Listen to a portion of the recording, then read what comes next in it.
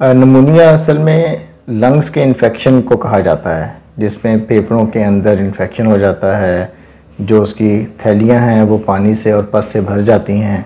और ये दो किस्म का होता है। एक तो ये कि फेफड़े के किसी ख़ास हिस्से में होने वाला नमूनिया जो लोब होते हैं उनमें हो जाए, जिसे लोबार नमूनिया कहते हैं। और कुछ नमूनिया ऐसे हैं जो कि थोड़ी थोड़ी जगह के अंदर पाए जाते हैं और जिन्हें हम ब्रोंको नमूनिया कहते हैं। ये दोनों किस्म की नमूनिया मरीज़ों के अंदर पाए जाते हैं और सर्दियों के मौसम में ज़्यादा होते हैं। अगर आप मुझसे कहते हैं कि मैं एक अलामत बताऊं जो कि ये मरीज़ को सोचने पे मजबूर कर दे कहीं उसे नमूनिया तो नहीं है, तो खांसी और सांस की खराबी ये वाहिद अलामत है जो कि नमूनिया के अंदर ज़रूर पाई जाएगी।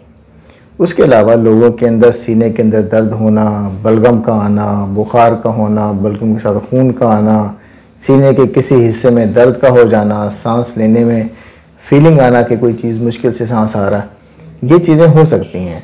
लेकिन खांसी और सांस की खराबी जहाँ ये दो कॉम्बिनेशन मिलें तो वहाँ पर नमूनिया होने के चांसेस बहुत ज़्यादा हो जाते हैं। एक्सट्रीम ऑफ एज, बच्चे जिनकी उम्र 5 साल से कम है, बुज़ुर्ग जिनकी उम्र 60, 65 या 70 साल से ज़्यादा है, उन लोगों के अंदर नमूनिया होने के चांसेस और रिस्क बहुत ज़्यादा है।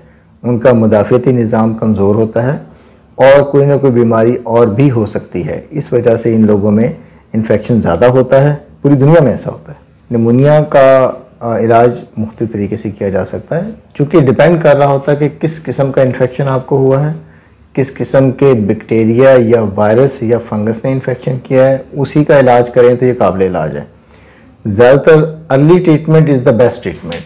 आपको लगता है कि सांस की खराबी हुई है, बुखार हो रहा है, खांसी हो रही है, तो फ़ौरन एक्सरे करवाएं, डॉक्टर से मिलें, वो आपको डायग्नोस करे। डायग्नोस करने के बाद जितनी जल्दी वो दवाई शुरू करवा देगा, इतने ज़्यादा चांस है कि आप फ़ौरन ठीक हो जाएंगे।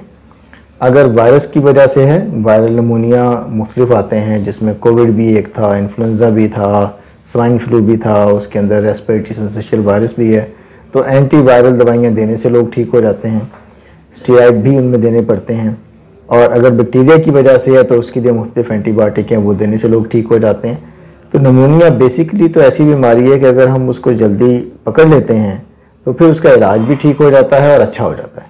वैक्सीन वो लोग जो वल्नरेबल ग्रुप में शामिल हैं, जिनमें ज़्यादा चांस है नमूनिया होने का, उनका मुदाफ़ियती निज़ाम कमज़ोर है, जैसे बुज़ुर्ग हो गए, ज़्यादा उम्र के, जिनकी 60 साल से ज़्यादा उम्र है, जिनको डायबिटीज़ है, जिनको खुदा न खास्ता कैंसर है या कैंसर की दवाइयों के ऊपर हैं, या जोड़ों की कुछ बीमारी हैं, उनकी बीमारियां हैं या उनकी दवाइयों के ऊपर हैं, या उनको ब्लड के कुछ मसाइल हैं, उनकी दवाइयों के ऊपर हैं। ये सारे लोग वो हैं जिनके अंदर इन्फेक्शन और नमूनिया का रिस्क ज़्यादा है।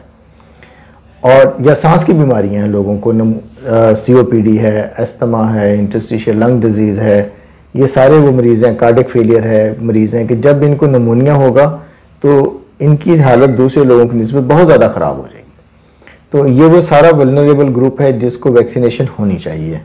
और वैक्सीनेशन होने से नमूनिया होने का रिस्क 60% या 70% कम हो जाता है। ये तो नहीं कि हम 100% बच जाते हैं, लेकिन 60 और 70%, तो जहाँ एक बीमारी 100 लोगों में होनी थी, अगर वो 30 लोगों में हो रही है, 70 लोगों में नहीं हो रही, तो ये एक बहुत बड़ी अचीवमेंट है। तो इन सारे वल्नरेबल ग्रुप को लाजमी तौर पर वैक्सीनेशन लगवानी चाहिए। एक तो पहला प्रिवेंशन तो आपने पहली सवाल में पूछ ली कि वैक्सीनेशन की क्या इंपॉर्टेंस है। पहली प्रिवेंशन तो ये है कि वैक्सीनेशन हो, वल्नरेबल ग्रुप अपने आप को वैक्सीनेट करें। नंबर 1, वो लोग जिनको खांसी हो रही है या जिनके नाक बह रही है या जिनको फ्लू हुआ है या जिनके बलगम आ रहा है, उनको चाहिए कि वो अपने बलगम से दूसरे लोगों को बचाएं। आपने कफ एटिकेट्स का ख्याल करना है। खांसी करनी है तो मुंह के साथ या रुमाल रखें या टिश्यू रखें या अपने कफ के अंदर करें या कमरे से बाहर जाके खांसी करें। तो कफ एटिकेट्स ख़ास तौर पर ख्याल रखें।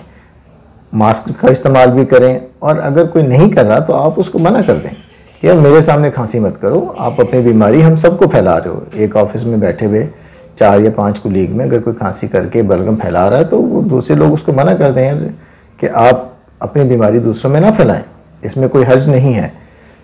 एक तो वैक्सीनेशन होगी और दूसरा कफ एटिकेट्स का ख्याल हो गया। ये 2 चीज़ें। तीसरा ये कि आप अपने आप को एक्सट्रीम वेदर से बचाएं। ठंड चल रही है तो ठंड में आप जो बाइक पे इस्तेमाल करने वाले लोग हैं वो विंड शील्ड इस्तेमाल करें, विंड ब्लास्टर्स, छोटी छोटी जैकेट्स आती हैं वो इस्तेमाल करें। सर पे टोपी का इस्तेमाल करें ताकि ये बीमारी उनको ना हो।